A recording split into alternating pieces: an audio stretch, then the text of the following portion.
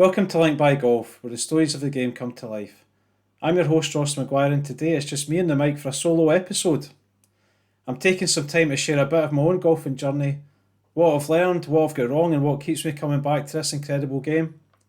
From managing emotions and battling complacency to chasing scratch golf and making memories at places like Royal Dornoch and Wentworth, you'll hear a few stories, some reflections, and hopefully find a few things you can relate to in your own game. Before we jump in, don't forget to follow the show and share it with people you know. I'd really appreciate it if you could do that. A huge thanks as always to Lomond Golf Tours and Croon Golf for their continued support of the podcast. Now, let's get over to me.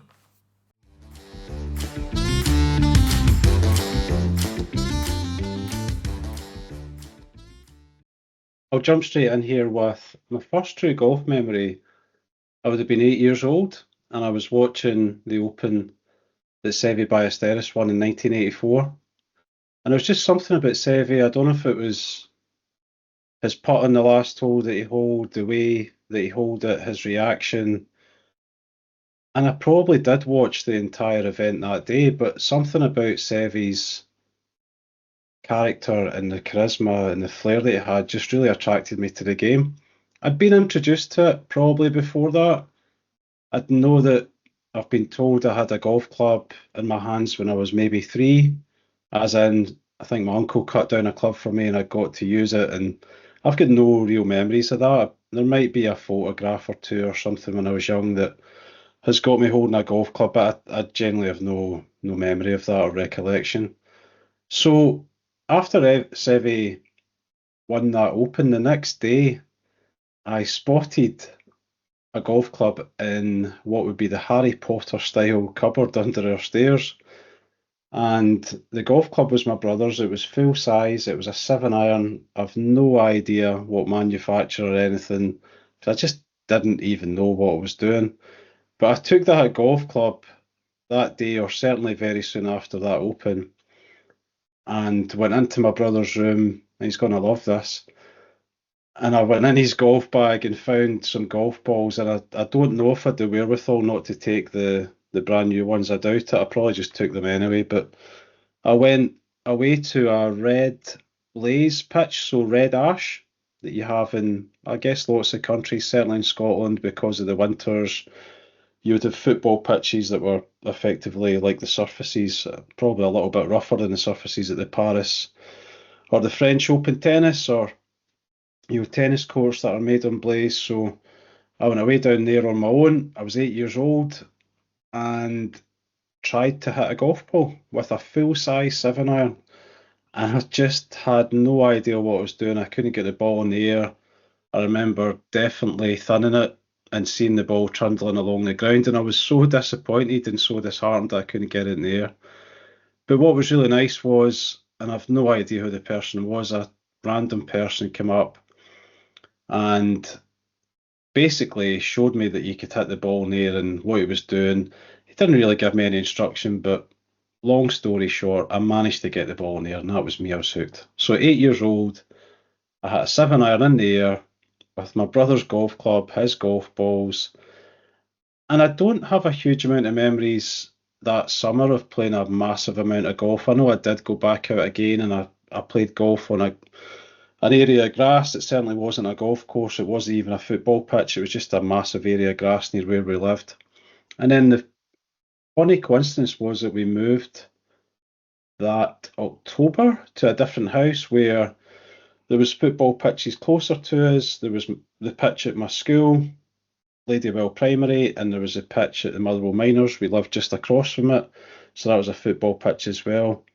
So as well as playing football and lots of different sports as a kid, especially football, I would say, even in winter I'd play golf. So I'd take my football along to local pitches. A lot of times I'd have a golf club and I would play golf. So I'd play golf with potentially groups of up to 40 people that none of us had any idea what we were doing, but we're out there trying to win the British Open, as we called it, or the Masters, or US Open, or whatever tournament was in our mind. We would play for that, and we would use the goalposts. We would try to hit the posts on the football pitch. We'd try to hit the crossbar, any part of that.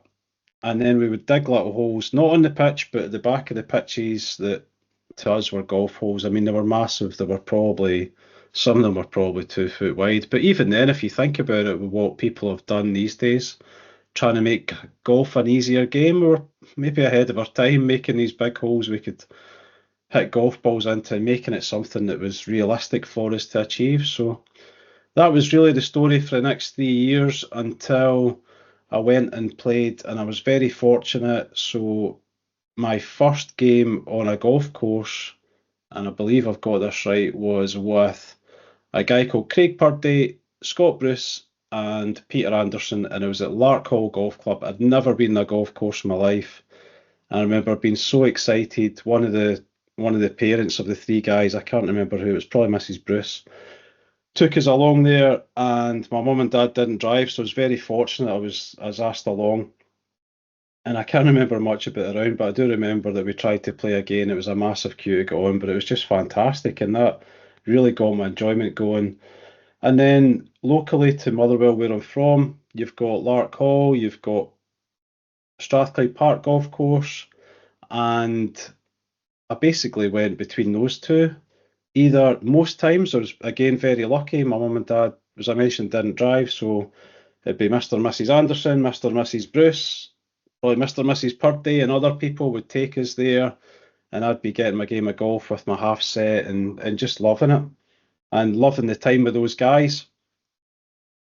Then at 12, my brother got me my first season ticket for a course called Holland Bush, which is another municipal, I wouldn't say necessarily near to Motherwell, but within about a 20-minute drive.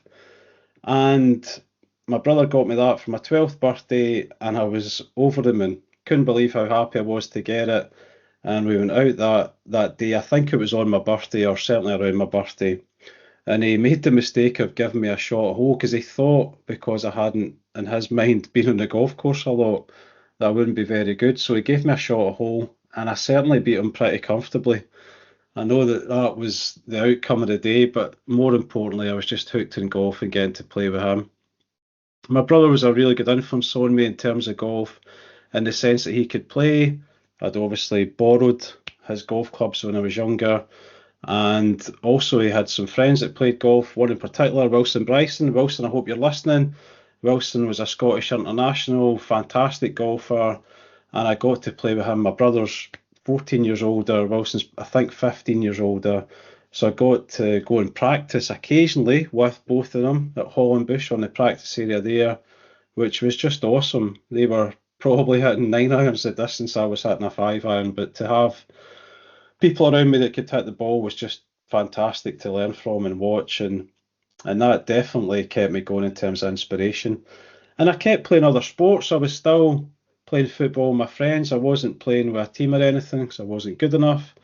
I'd started playing rugby at high school. That was one of the sports at our school, and I really enjoyed that. But not necessarily playing it super competitively. I'd play once a week and stuff and go to training and things. Golf was more and more becoming the sport that I just really loved and loved getting time with. And that would be the choice I would make. That if it was a choice between playing one sport or another and golf was there, I was probably going to pick golf. And that definitely was the case from the age of 12 or so, or certainly around then. And then the next stage for me was that I joined the local golf club in my hometown called Colville Park. I had been on the waiting list for a couple of years. It was pretty hard to get in there when we were kids because the golf course was owned by the Steelworks, British Steel, and it was typically family members or people connected to folks that worked in the steel industry that would be members. Although the golf course and the whole facility was essentially gifted to the people of the town many, many years before that, but certainly been run by British Steel. But I joined that golf club and I was so excited. I couldn't wait to get there. And this was in the January, and the first time I got to go, I think it was probably February or March, went and played with Andy Devlin. Andy's been on the pod, and Alan Dick. The three of us had a great time. There might have been a fourth, possibly, I can't remember. But I just remember being so excited that we had this fantastic golf course. I mean, to me, Covill Park as a kid, having played, on a football pitch with football goals and cutting my own, cutting your own golf holes was like going to Augusta when you're 13. That's what it felt like, and I'm sure everyone's laughing at that, but hopefully you resonate with the fact that when you're 13 years old and playing golf, the golf course you're on is your Augusta. That is what you're dreaming about. Maybe not necessarily to play Augusta and think you would get there, but certainly to have imagination about the golfers you're watching on the telly. At the time, it'd be like Sandy Lyle winning the Masters. That was awesome. I remember watching that with my brother in my bedroom, late one night when I was probably 14. Just fantastic. These are the things that give you the passion for the game. So I joined Covill Park. The first medal we played, we all, myself, Alan, Andy, a number of other guys. I think Alan Mason actually might be in that first game that we played. So we all played a medal. There was probably 40 of us went out in the junior medal one Saturday afternoon, and this was at the end of March or start of April, and a fantastic Scottish day where it was not too cold when we started, but we ended up being taken off the course because it was hailstones and it was so cold it must have ended up being 0 degrees. It was absolutely freezing, and none of us, as keen as we were, we got dragged off the course by some of the junior conveners and other parents because it was just so cold. So, long story short, all of us that had played, they gave us a 28 handicap, and that gave us the opportunity to play in the next medals. That was great for me because I'd been scoring relatively well up until I'd become a member at Covill Park. I'd never had a handicap, but I knew my scores were decent, so I went out in the first medal after that and shot 91, net 63, won the comp pretty easily. Week after that, I went in the next competition and I shot 89, so I broke 90 for the first time. Another 63, thanks for that, Ross. Been cut to 26. And that season I played and just, pretty much broke my handicap almost every time I played. But there was a couple of things that I remember even in that season. I eventually got down to 16.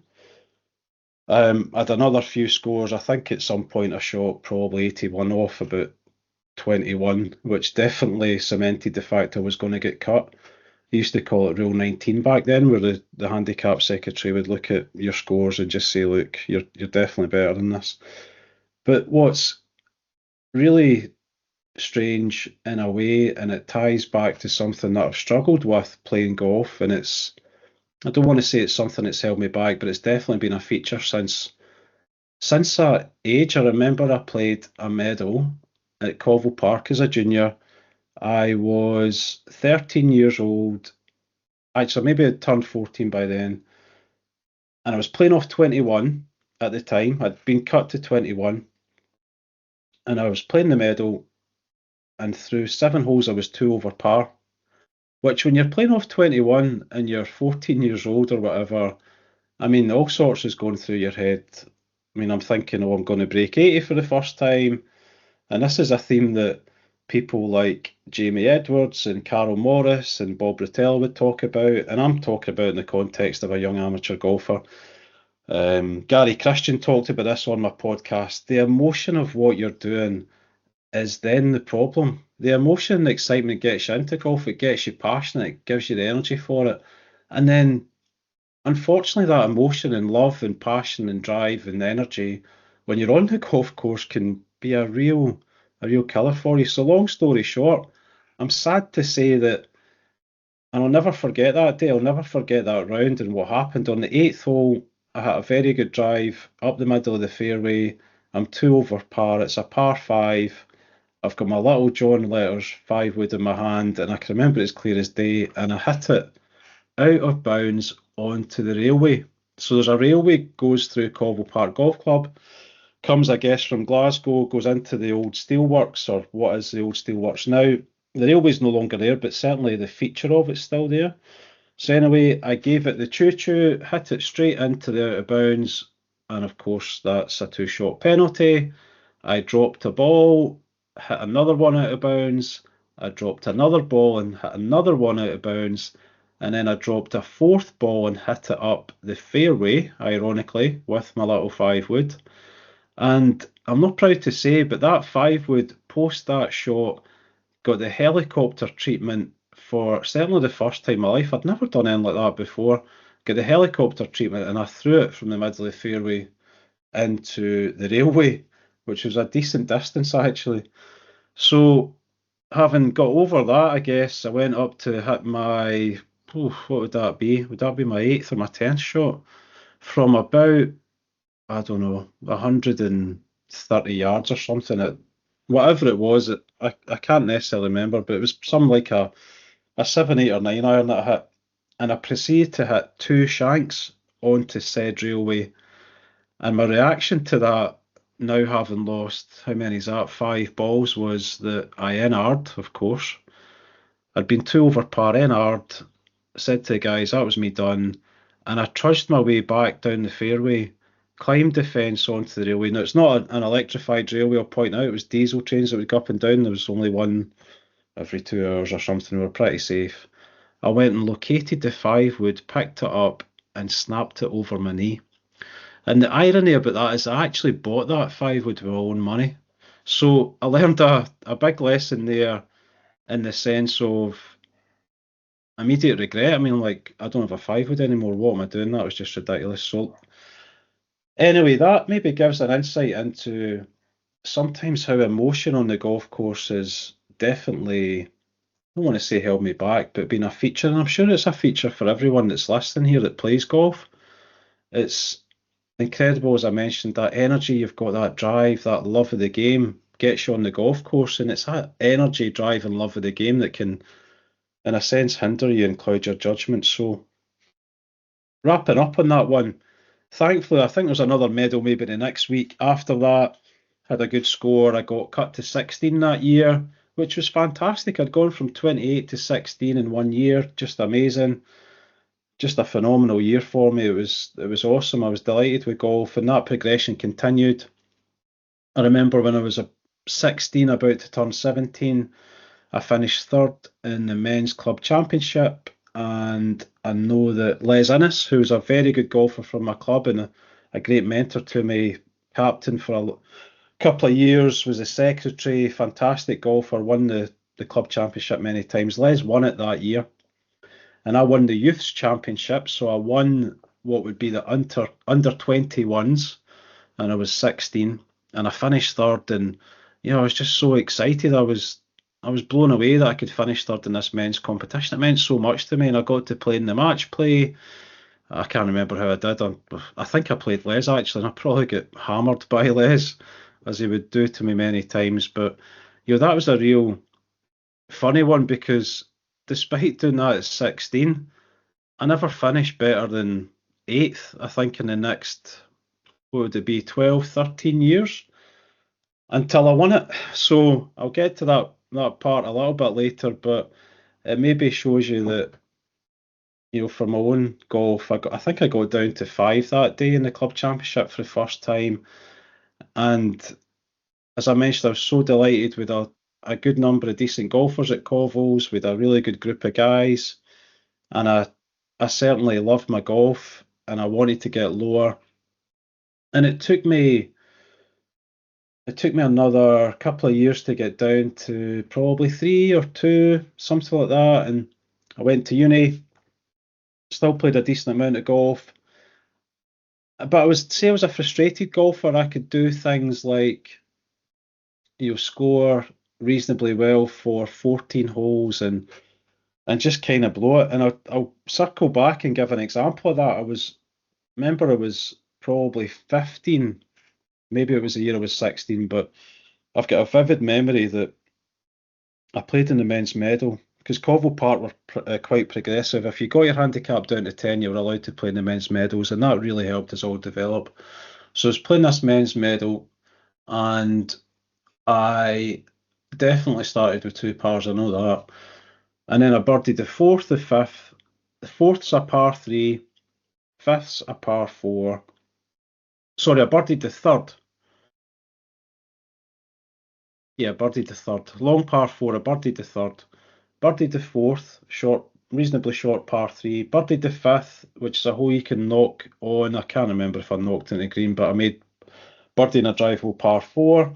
And then on the 6th hole, I had it to about 25 feet, and I'll never forget, I was standing over this putt. I'm like I don't know, about an 8, I think it was 8 handicap, and I'm 3 under par through 5, just wondering what is going on in the world.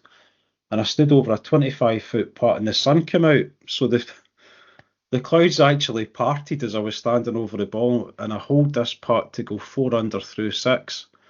And that was pretty ridiculous at that age, that handicap being 4 under par through 6 holes. And I'll talk about that piece again. The emotion of it definitely got to me, the excitement. The irony being on the 7th hole, remember I had a great drive. I had a shot to about 10 feet and I lipped out for 5 under through 7. And unfortunately, I got on my 8th hole and I think it hit me. Maybe I was thinking back to that 5-wood that I'd launched out into the out of bounds 3 times. I don't know, but I definitely from then on was protecting my score more than doing anything else. And I think that's where that emotional part, that excitement, that energy, you start thinking about what, shooting 4 under par off an 8 handicap, that'd be what, I'd be 67 round that course off 8, 59 net. It'd be pretty good. And thankfully I didn't completely collapse, but I certainly let a few shots go. And I missed a pretty short putt on 18, probably from 2 feet, to shoot under par for the first time in my life. So that was definitely a reflection, as I mentioned, about like the club championship and things, that I could get myself to a position, but emotion and excitement about what was going to happen, like, you could be walking down and thinking about the 18th hole and how you're going to knock it on in 2 or whatever, when you're actually on the 5th and you've just birdied it to go 1 under, or these mad things go through your head. So anyway, that was my sort of junior golf. Won that youth championship. I won a junior championship at Colville Park, but I wasn't a golfer beyond the club. I was definitely a club golfer, although I started to play, stuff within the county. And then I kept my enjoyment going. I certainly kept practicing, and I loved playing foursomes golf. And one of my friends, Gavin Higgins, and I, we were pretty good at foursomes within the golf club. And I certainly progressed enough to get to maybe a 2 or 3 handicap. And then when I was 23, so in the year 2000, 25 years ago now, June 2000, just before I turned 24, I got the chance to play in the evening time Scottish foursomes with a guy called Derek Fearon. So it wasn't Gavin, who I normally played foursomes with within the club, but our club always entered the Scottish foursomes, and it would typically be Derek Fearon and Stephen O'Hara. Stephen O'Hara played for Scotland, played for GB&I, fantastic golfer. Des, very good golfer himself, won the championship a number of times, played off scratch, plus handicap, won, plenty of events, really good golfer. And Stephen couldn't make it because he was playing for GB&I. So the SOS went out and Des managed to get stuck with me for a week. And I remember I was so excited to play, but I'd never actually really played. I certainly hadn't played foursomes golf with Des, but we had just an unbelievable week in that 2000 Scottish foursomes. That was at Drumpellier in Scotland, a really good course in our county. I remember we had an incredibly ridiculous game in the quarter final on the Friday night. So we got to quarter final. Obviously, I'm going to say we won it in the end, but we got to the quarterfinals on the Friday. We'd played, I think, 4 or 5 games to get to that point. I think it was 256 entries, whatever that means in terms of rounds. But we were playing the quarter final Friday night, and it took us 6 extra holes to beat, I think it was Ranfurly Castle. So these 2 poor guys that Des and I are playing are meant to be playing a team game. And we've just played 18 holes, and both of us, our teams, had 18 holes in the morning at Drumpellier, and the last 16, obviously both won. And we're playing this quarter-final match, and it went on to about 7 o'clock at night. It should have been done about 5:30. But anyway, we managed to win that in the quarters on the sixth green at Drumpellier, par 3. And that was us in the semis. In the semi-final, we played Hamilton, big rival for us, played the Moyer twins, couple of great guys, very good golfers from Hamilton. We had a really good game with them, managed to win comfortably in the end, but Des and I played fantastic. And that was, I guess, a theme for the whole week that, we just combined so well. And I was hitting the ball great. Des is very, very consistent. He's got a phenomenal short game, great putter. And it really rubbed off on me, his experience, his calmness when he's playing. And there's nothing phases Des. He's 6'5" and a big teddy bear and a great guy, and he certainly brings calmness to those around him, and I love playing with him. So we got to the final. We played John Gallagher and Robert Hunter of Swanston Golf Club at the time. John's a professional now, fantastic golfer, plays left hand below right, cat-handed to us Scottish people. He actually almost got to the Masters. He got to the British Amateur final a few years after that. Brilliant golfer, still a professional. Robert, I don't know where he is, but he could hit the ball. My goodness, he was a very, very long hitter back then. He was smashing it about 50 past me off the tee, and I was hitting it very good that week. But we managed to win. It was a dramatic final, very close all the way. Got to the last hole. I managed to hole a pretty good putt after Des got me in position. I'd put him through the back in the trees in the last hole, and the big man put it down about 25 feet. I managed to roll it in to tie the game. Then we went down the first hole. Had a good drive away. Des hit up to the green. I putted up to 6 feet, and the big man won and holed it. And that was us. We'd won the Scottish foursomes. So a guy who had never played county golf, had only played club golf. My handicap was 2 or 3. I'm standing there in the first green at Dunprellier thinking, how have we just won this? Des is meant to be playing with a guy that's playing for Great Britain today. He's not here, and we've managed to do it. So that was just fantastic. A brilliant, brilliant memory. 25 years ago this year. And it's something I'll never forget. And you would think from there, I got to scratch eventually, but you'd think, oh, well, you must have got to scratch pretty quick after that. And the answer is, I didn't. I certainly got better. I got down to 1 that year. I know I had a pretty good year, but then my golf, I would say, was very average up and down the next few years until it got to 2004, I'm going to say, and I played in the Scottish Amateur. So I was a late reserve. I definitely got balloted out that year. Scottish Amateur was down at Gullen. I lived a fair distance away, but I decided to drive down in the morning. I was on the reserve list. I think it was like the third extra reserve or whatever, third in the list. I drove all the way down to Gullen from a town called Bowness where we lived. It's about not far off a 2-hour drive, and got there at about 10 to 6. First game being off at 6:30. Managed to speak to the SGU people, managed to get my clubs out of the car, got to the practice area. An official came up to me and said, one of the guys in the first game is not going to make it. You're into the competition. So I then made my way up to the first tee with not a lot of prep. Managed to not had a great drive in the first. I can't remember the guy I played, but I know he played at Long Nidry. Good golfer, very good golfer, definitely a great player. And then I got to the second hole and managed to shank it into the heavy rough. So that was a real settler. I think I was 3 down through 4, just wondering why I'd made the drive at that time in the morning. But the reason for telling this story is that I managed to get my head together in the back nine. I think it was maybe 3 or 4 under in the back. Got the game, won I think on the last hole. Really good game. Got into the second round, didn't progress any further, but my good friend and a man way younger than me, Paul O'Hara, had a phenomenal week that week. Now, Paul's from Covell Park, brilliant golfer, and I would say that was sort of Paul's breakthrough season, as he'd have been 16, I think, at that point. I'm sure he turned 17 that year. But Paul got all the way to the final, beat some phenomenal Scottish golfers on the way, and I went down to watch him in the quarters, the semis, and the final. and he was just fantastic, and he was an inspiration to me. There was myself that year.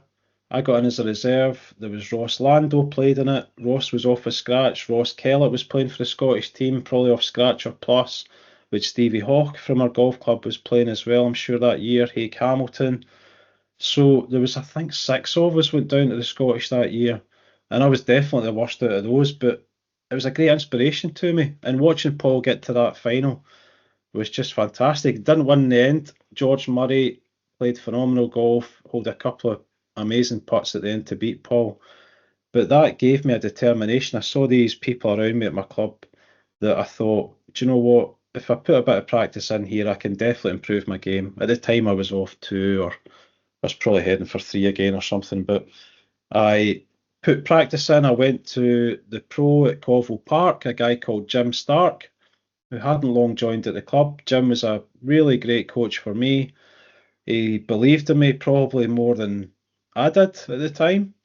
And I'll never forget the first lesson I had with Jim. He said to me after I'd hit maybe, I don't know, about 15 balls, he said, look, would you be happy to change your grip? And I said to him, Jim, listen, I'm here. I'm here. I want to get better. If you think I need to change my grip, let's go for it. So I changed my grip that day. I got a little bit stronger in my grip. I'd said to him before the lesson, I felt like I was putting a lot of effort in to get the ball not very far. And he changed my grip. And within probably 10 shots, I could feel a difference like I'd never felt in my life. Suddenly I had real power that I, and I'm not talking like I was Bryson DeChambeau here, folks, but I felt that something was different from him doing that.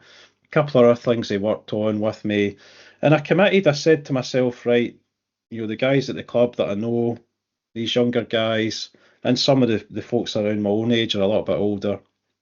They're really putting in the practice. Paul's brother Stephen was at our club. I mean, Stephen was playing for GB&I in the Walker Cup and things years before. He was on European tour by that time. And I just decided that either I'm just going to accept being off for 2 or 3 and not necessarily be happy with that, but happy playing golf, or I can try and do something different. So those lessons led to me practicing a lot more. At times I was hitting 400 or 500 balls in a session 3 or 4 times a week for almost the next year.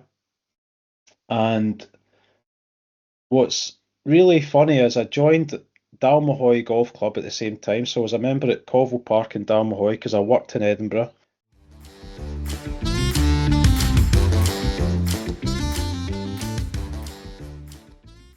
I'd like to take the opportunity to thank Lomond Golf Tours for their support. Let's hear from them now.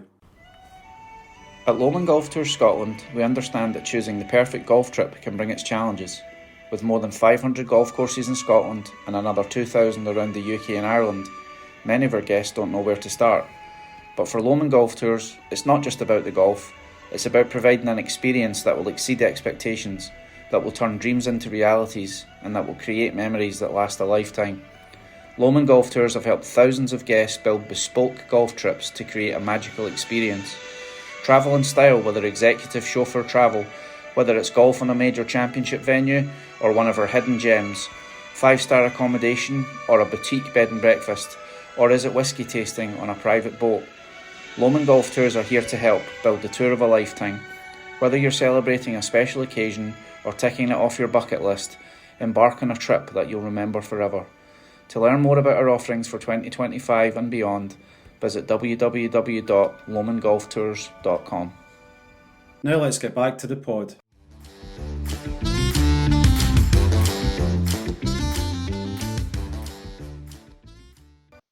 I love Colville Park, but Dalmahoy's a phenomenal golf course. They've had this first Solheim Cup in Europe was there, 1991. They've had the European Championship, which I believe Wilson Bryson, who I mentioned earlier, finished second in one year. Brilliant golf course. Scottish PGA's been held there, and they just extended the course, or they were working on extending the course the year I joined to over 7,000 yards from middle tees, 7,400 from the back championship tees. And I joined, and that, along with the practice, along with the determination, and seeing these other folks at my club who are doing really well, really spurred me on and it started to change my game. But the part that hadn't changed was the mental approach and the psychology, the emotions I would feel still when I was playing. I'd improved my ball striking, I'd improved my wedge play, my chipping, my putting at that time was pretty good.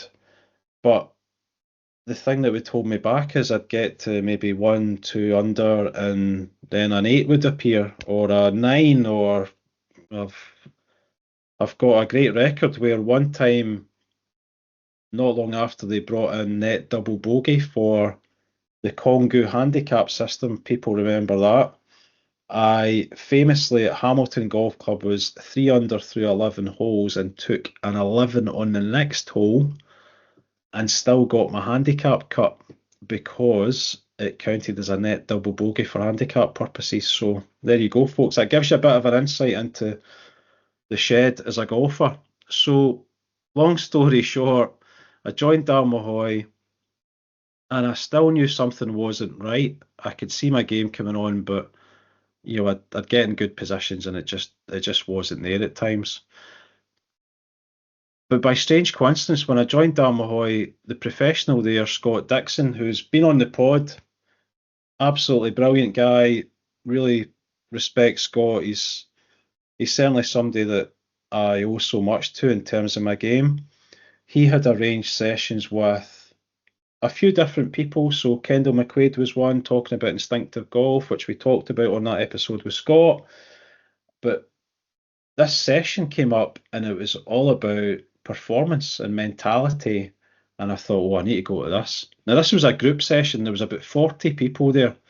And the person who was the main star in that show has been on the pod, Jamie Edwards. Now, Jamie Edwards, I knew nothing about.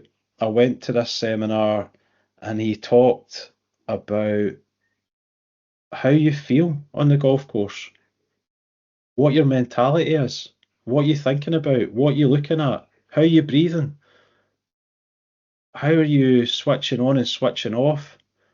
And I knew right away that this was what I had to do to be better, as well as practicing, as well as hitting balls, chipping, putting. There was something different there for me because I definitely couldn't handle the emotion when I got to let's call it a number. It could have been 1 under when I was a kid. It could have been 4 over was, that barrier. I mentioned that game when I was young and I was going up the 8th hole, 2 over par off 21, and I melted apart. So Jamie talked to all of us in a group session and he was phenomenal. And I really listened intently, and I can picture that session, so much of what Jamie said right now, and go back to it and think about what was going through my mind when he was talking. But the main premise of it was, and certainly the takeaway I took was that I was not preparing myself for how I could cope with my feelings and with my emotions when I was hitting a golf ball, when I was under pressure. Whatever pressure means. Pressure's a personal thing. People can't give you pressure. They can certainly make things happen that make you feel pressure, but it's something that's internal, it's personal, everybody's different.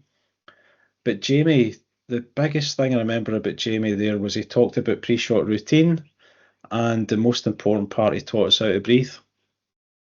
He literally taught us how to breathe properly when you're experiencing heightened emotion. And actually, it's a great thing to do. Deep core breathing, very, very well known technique. And he talked to us about incorporating it into our pre-shot routine and being consistent with it and using it when we're going down the fairways. If you've had a bad start and you're trying to get your emotions back in check, make sure you're breathing properly, look around, look at the surroundings, don't be getting caught up in what just happened. But phenomenal session, only an hour long, but that changed my golfing life in so many ways, that one session.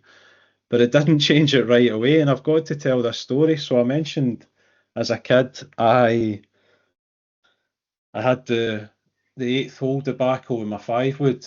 But that year when I was at Dalmahoy, my undying ambition has been to get to scratch from a young age because of seeing people like Wilson, who I mentioned at the start. If you get to scratch and you're British, there's one thing that I think a lot of people know is you can enter open qualifying. Now, you can't get into the open right away. You've got to go through regional qualifying, you've got to go through final qualifying. Regional qualifying, to give you an idea, there's probably 2,000 people go into it. There's probably 12 or 14 venues with 150 people at each one. But the point is, you've entered the Open, you've got a chance, you've got that Willy Wonka lucky ticket. And I wanted to get to scratch all my life. So that session with Jamie reaffirmed my belief that I could get there. But it didn't happen overnight. And the story was that started to get my handicap down. I was doing really well in my pre-shot routine and nerves, and had a great score at Dalmahoy. I think I shot 3 under par, 70, which was maybe 2 under par, which was a good score around the big course. And I was getting to around, 1 or 2, traveling the right direction, but not quite getting there. And the Open qualifying deadline was coming up. So one Wednesday night, I went out and played the West course at Dalmahoy, which is a little short course. It's fantastic, great fun, 5,500 yards. You're trying to shoot, the standard scratch was 300 par or 200 par. You basically had to shoot 500 to get cut any significant amount, which is great. It's great for your mentality, great training for me to make that an acceptable thing to do. And I went out there that night and I shot about 85. And I just wanted to give up the game. It was raining, it was miserable. My window closed for getting to Open qualifying. I saw it, I wasn't going to get to scratch, and I literally almost stopped my car going over the bridge at the 16th hole at Dalmahoy, or the 17th hole on the West Coast as you're going back out. I almost stopped my car going and chucked my clubs into the stream, which is hilarious when I think back. So the next day, and it was a turning point, it was a real turning point for me, and here's why. The next day, I went into work, I had a team game at night for Covell Park, playing against Drumpellier, that place where we won the Scottish foursomes. And I sat at work and I thought, I'm not going to play tonight. I'm just so bad. I've just shot 85. What am I doing? I'm a nightmare. I'm as well not playing because the guys are just going to think, I'm just going to get beat 7-6. This is a joke. And I almost phoned the match secretary, Bob Thompson, but something said to me, don't be so selfish. Because, well, without thinking I'm a superstar, literally with so little time left, who's going to get called up to play, in the sense of somebody's going to have to rearrange something, somebody's going to get a late call, and I'm just being selfish and stupid not wanting to play this game. So long story short, I went to the game. I was one of the last people on the course. We had never beaten Drumpellier away from home, and I ended up being the last game to finish. Coming up, my final hole, I think I was one up or I was square or whatever, but I certainly remember that it was on me for us to win that match and win pretty much for the first time away from home at Drumpellier. I couldn't believe it, especially given how badly I'd played the night before. So I chipped the ball up on the second green because I started on the third. We started on the third to get away. The last hole for me was the second, par 5. I remember I certainly had a decent drive, had a decent second shot up into the sort of side of the green where most people would have it. If anybody's been to Drumpellier, would know what I'm talking about. Chipped it up to 2 feet, hold the putt, team wins. Elation, delighted, couldn't believe that I'd been so down the night before, ready to chuck the game because I'd spent so many years, and certainly the year before, working so hard, working in my breathing, trying to control or deal with my emotions in the golf course, and it just didn't seem to be making a full breakthrough. But it made a breakthrough that night. I wasn't amazing, but I did enough to win, and we won. And I think I was number 10 in the team, delighted to help out, and it just made my day. And then I had a medal on the Saturday at Covell Park. And the funny thing is that it was the Ford Trophy. Now, the Ford Trophy was the competition I mentioned earlier, where I was 4 under par through 6 when I was about 15 or 16 years old, and I finished and shot level par, which was a brilliant score off 8, net 63, phenomenal. But the really funny thing is, I played on the Saturday in the Ford Trophy in my home club, having just had this weird week on the Wednesday where I've shot like 85, wanted to give up the game, won this team game, we won the game, I'm elated, and I really committed properly, fully, every single shot, as much as I could to that process of breathing properly, and I shot 4 under. I'd never shot 4 under in my life before. I'd never been at that, and it was just fantastic. What a feeling. It was just brilliant. Brilliant to feel like not necessarily the score, but the fact that I got around the golf course without, or what's the phrase I'm looking for? I definitely would have had panic, but I had a way to cope. And that's what, if you speak to Jamie or somebody like Carol Morris, Bob Rotella, any of these people, that is what they'll talk about. You are going to feel nervous. You are going to feel like you can't cope with things. You're going to have emotion coming over. You're going to think ahead. But that day, every single shot I hit, or as much as possible, I would step off. I would do what I had to do to get my head back on track, and scored the best score of my life. And from there started the most ridiculous journey. So I'd never been at scratch. Within 5 weeks at that point, I'd started the season at 1.3. I think I was 2.1 or something like that. I can't remember exactly. Within 5 weeks, I was playing Dalmahoy West Course, and my handicap was 0.5. Now, I'd never been to scratch, and I was playing the medal at the West Course with one of my friends, Graham Muir, great guy. Graham is responsible for so many happy memories for me playing golf. But I started this medal, and just to give you insight into my mentality at that time, the standard scratch on the West Course at the time was 66, par 68. I was playing off one, and normally the standard scratch would go down, so I thought, to guarantee myself getting down to scratch here and making sure that I achieve my dream, I need to be 5 under par standing on the last tee. And you're probably thinking, what do you mean standing on the last tee? Do you not mean standing on the last green and finishing? Now, the mentality I had was a little bit that if I got to 5 under par through 17, I could go up the last and take a 10, and I would get a net double bogey, and I would end up with effectively a net 65 minus, or sorry, not a net 65, but a 65 minus my one handicap, net 64 in terms of handicap, and I'd be scratch for the first time in my life. There's a great end to this story. So I played the round. I was 2 under par with 5 to go. The last 5 holes, you've got 3 almost drivable par 4s, certainly almost drivable back then, and a couple of par 3s, one of them a lovely short par 3, 110 yards, 120 yards, something like that, and a par 3 into the wind uphill, which is not hard, but it ain't easy. It's a decent hit. So I managed to birdie 14. I got to 3 under. I parred 15. I birdied 16, which was a short par 3. Had it pretty close. And then I stood in the 17th tee, unbeknown to my playing partner. I'm thinking, standing over this tee shot, I hit this half decent, I've got a putt to get to 5 under. And we know what 5 under means. That means I'm guaranteed scratch. So anyway, I hit a 6 iron, never forgetting the wind, up a little bit uphill, great shot, 10 feet. Partner's got no idea. Graham has no idea what I'm doing, what I'm thinking about, what's going on.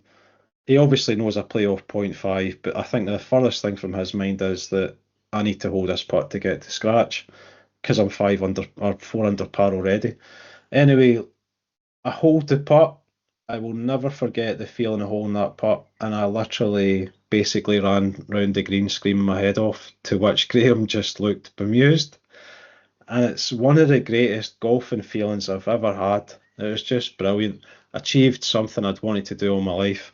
I knew I could go up that 18th hole, hit it anywhere, take a 10, and for handicap purposes, I'm guaranteed to be scratch. Brilliant. Achieved it, completed it. Just superb. And when I calmed down, Graham just said to me, "What are you doing?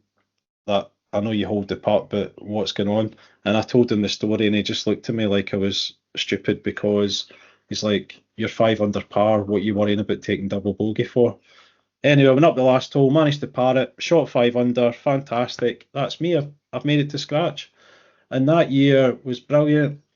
My eldest daughter was born just a couple of weeks later, so I'd got to scratch at the age of almost 29. I was 28. Daughter was born. I turned 29.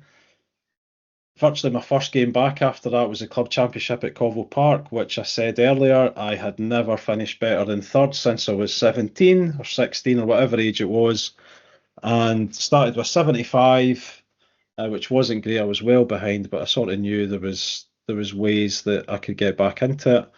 The next week, 3 round championship, first round 75. I stood in the first tee, almost hit it OB on the first at Covels, 200-yard par 3. A reasonably strong wind blowing, hit 3 iron, almost took it right down into the Calder River for anyone that knows Covel Park. I'm a foot inbounds, chipped it on to 40 feet, playing a guy called Gordon McLaughlin, and if Gordon's listening, I owe him a lot because he kept me very calm that day. And I hold the 40-footer for a par and then proceeded to shoot 4 under par. So that got me back in it. I wasn't in the league in the last round. I was, I think, 2 or 3 behind, I guess, one of my mentors and someone I really respect, Les Innes. And the funny thing is, I played the last round, and you'd think having shot 4 under, I would shoot something similar again. And I kind of did, but I definitely had some weird moments. And it comes back to the part I talked about, keeping those emotions in check and dealing with them. So I hit it on the 6th hole in the trees, which was a layup shot. I had a 5 iron in my hand and put it in the trees. Tried to chip out, hit a tree, then had to chip out left-handed because I had no shot. Chipped out left-handed to about 30 yards short of the green, hit a great shot, chipped up to 10 feet, hold it for bogey. And then I was standing on the 10th hole, 1 over par, missed the green, and I remember just thinking, right, just need to get this up and down, and then just see what happens. The last 8 holes, got it up and down. I think I hold a 10-footer, something like that again. Putting was great that day, and then the next 7 holes, I didn't hit the ball outside 15 feet, and I did not. Sorry, the next 5 holes, I didn't hit the ball outside 15 feet. Didn't make a birdie, and I went to the 16th hole, my nemesis generally, because normally my emotions would be going by then in any round. Hit the drive of my life, holes 450. I hit driver gap wedge from about 110 yards, if it was even that, to 3 feet. Hold it, birdied my nemesis hole, Tinto as it's called at Covel Park. Scott Conacher was watching, which was really nice, the secretary of the golf club at the time. Down 17, hit it to 15 feet or something again, didn't hold the putt. Up the last, here we go again. It's a shed on the tee, so I managed to hit my ball in the heavy rough up near the green. Played a provisional, which I hit out of bounds.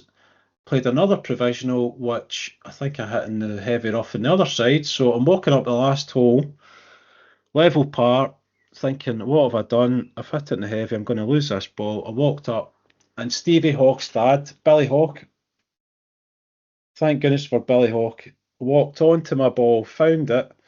I chipped it onto the green to 25 feet and hold it. Shot 1 under par, 5 under on the day for the 2 rounds, combined my 75, finished 1 under, and I won, I think, by 3 shots. And again, I was just delighted. It really was awesome winning that championship, having people that I knew around me. Les was second in the end. He's one of the guys that I really looked up to. It was brilliant to have him be the person that I've managed to beat. And I've got to give great thanks to Paul O'Hara. Paul didn't play the first round that year. He was playing, I think, in the Leaving Gold medal. So the wee man won the Youth Championship at a canter, of course. And got a great photograph, myself, Paul, and Gavin Higgins' dad, with the three of us, Paul and I with the trophies, Paul with the Youth Championship and me with the Men's Championship. So brilliant way to get to scratch, win the club championship. And the really funny thing is that season, it had taken me 28 years, almost 29 years to get to scratch. And then at a sort of 3-week break, my daughter was born, and inside 8 weeks of coming back and winning that championship, I was playing off +2. So there you go. And it all came down to, I'd put a lot of work in, I had done a lot of my game, but absolutely learning how to deal with emotion, learning how to not be perfect, but certainly deal with challenges that came up. If you hit out of bounds, well, ultimately it's okay. Just get another ball, just don't do it again, hit it in the place you should. That season was phenomenal. So that led to a great journey. I then went to Open qualifying 3 times over the next 3 years. I'd achieved that lifetime dream in the sense of trying to qualify. Never made it. I got close a couple of times at regional qualifying, just never got over the line. Finished a shot, I think, out of a playoff one year. And then next few years, just kept enjoying my golf, played pretty well, bounced around, +1, scratch, up to 1, moved to England in 2014, played my, I think, second competition at Army Golf Club, and managed to, or how did it go? It was blowing about 20-25 miles an hour. I managed to shoot 74 from recollection. I was leading by certainly 3 or 4 shots, I think. And the only thing that was a problem that day was that my putting felt a little bit weird again. Now, I'd been through the yips when I was about 21, 25. By that point, I was 37. I'd certainly had, belly putters and whatever else and got through it. But that started an experience where I could not get out of the yips. I remember the second round that day was horrendous, and the guys that know me from Army Golf Club they couldn't watch me putt. It was that bad. So I battled that I've been battling that for, well, since really, but 2 years ago I went to left-handed, and that has really helped me. I now play off 2 and definitely want to get back to scratch. I'd say the thing that I learned all the way through that is, and I've been through putting yips, I've been through chipping yips. Chipping yips were pretty young. I got that. It's like I got a disease or something. It wasn't a disease, it was just something that went wrong. I think that first happened to me when I was 19. Talked about it on another episode where we introduced mats at Colville Park, and it just killed me. It absolutely killed me. I lost my chipping. Thankfully Scott Dixon got me out of that. But the putting has and was, I want to say, because I putt left-handed now, and I'm pretty happy with how it's going. That was pretty crap for 9 years. It certainly made a lot of challenges. But yeah, look, managed to get through that and really enjoy the game. I still managed to beat par every year. Done it every year since I was 16. I'm not saying I do it 20 times a year, but I've done it at least once every year. And I really enjoy doing that. It's great having those adrenaline rushes when you're playing and I'm thinking, right, this is it. This is your last chance. I've done it in the last medal of the year a couple of times actually, which has been great. To think that I'm going out that day, and if I don't score under par, that's me. My record's gone, or my personal record, if you like. So what do I do now? I practice pretty much on the course. Again, thanks to a conversation with Jamie Edwards last year, really caused me to reflect. I was hitting a lot of balls, definitely trying to improve my putting, of course, but I was a bit of a range rat and wanted to get out of that. So having had Jamie in the pod last year, I recommitted to getting out in the golf course, hold myself accountable, playing one ball, playing golf with the proper rules, one golf ball, no second shots, no second serves, unless I'm having a true practice match or practice session on the course. I just hit one ball as if I'm in a medal, count my score, and that gives me understanding how I'm doing. Now, am I shooting 4 under par every week? Definitely not. But I would say that since that episode with Jamie last year, I'm scoring under par now in rounds, typically practice rounds, I'll say. I'm scoring under par more than I ever have in my life. So that will translate to the golf course. And it's all about the things I talked about, managing emotion, managing expectations, having patience, trying to just not get ahead of myself. I'm terrible for that. I've listened to, people like Podrick Harrington a lot. I think he's a great person for people to tune into and listen to. Really offers a lot for folks. One of the things that he talks about is complacency, and that definitely happens to me. It certainly happens if I'm level par, 3 over par, 10 over par, and it definitely happens to me as well if I'm scoring well and I'm really well and I'm maybe under par.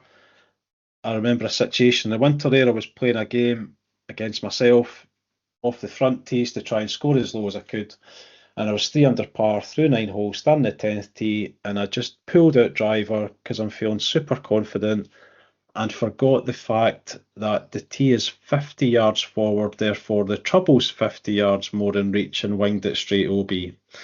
Anyway, folks, I think that gives you an insight that it's a journey that never stops. You've got to keep working at it, and what a great game. And the other thing that I just love about golf is it's given me so many connections with people. It's taken me into doing this podcast, which I've just loved. I've had so many experiences from it. The feedback of just being able to talk to people. There's so many folks have reached out to me and messaged me. Reconnecting with people that I've known since I was a kid has just been brilliant. And you know what? I'm not trying to play golf for a living. I'm selling out podcasting for a living, but over the last year, I've been able to do things that I thought I would never do. And I'll say shout out to Stevie Carmichael, made a lifetime dream come true, taking me to Wentworth. Uh, just phenomenal to play that golf course, absolutely phenomenal. Paul O'Hara gave me a great experience many years ago, twice. Paul was really kind enough to let me caddy for him at the British Masters and the BMW Championship at Wentworth, but getting on the course for myself with Stevie, and it's been multiple times now, it's just been phenomenal. So thanks for that, Stevie. I don't know how I'll ever repay you for that. Royal Dornoch, I went to, met up with Gary Dingwall, the first ever guest on the podcast. Gary, I hope you're listening.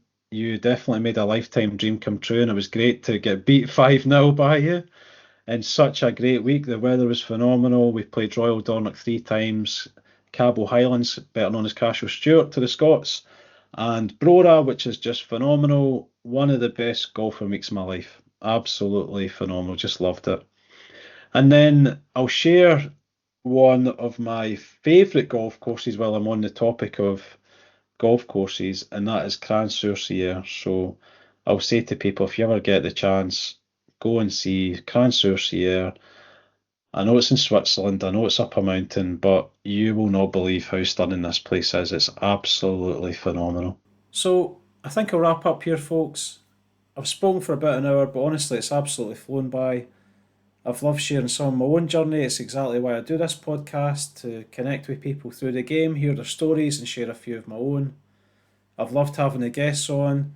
Gary Dingwall, again, thanks for being my first ever guest. I've had people like Mark Immelman, Kenny Gallagher, and it's been brilliant to speak to him and connect with him through this brilliant game. If you've listened this far, thanks. I really appreciate it. And if you'd like more episodes like this, let me know. I'm happy to go deeper in any part of my journey, people I've played with, or moments that have certainly shaped my game and maybe even shaped who I am on the golf course. In the meantime, send me your story. What is your favourite golfing memory, your best shot, your worst shot, your favourite course? And let me know, what would you like to hear next on the show? There's a great back catalogue if you haven't checked it out. Over 40 episodes of brilliant stories, insights and laughs. Golf's never a straight line, and it certainly hasn't been for me. Thanks again for listening. Until next time, take care. Cheers.